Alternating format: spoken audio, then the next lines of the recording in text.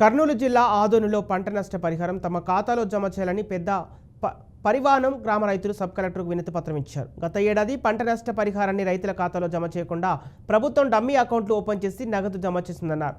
630 మంది డమ్మీ అకౌంట్లలో 25 మందికి వేర్వేరు అకౌంట్ నెంబర్లలో నగదు బదిలీ చేశారని తెలిపారు. ప్రభుత్వం స్పందించి తమ అకౌంట్లలో నగదు జమ చేయాలని రైతులు కోరుతున్నారు.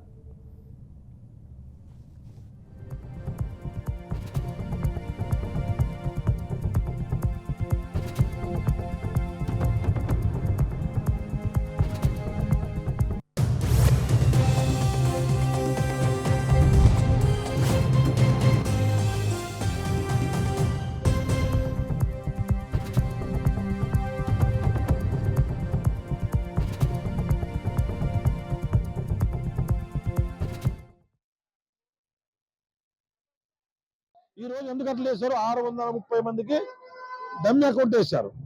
25 మందికి నా డబ్బులు ఇంకొక అకౌంట్కి వేశారు.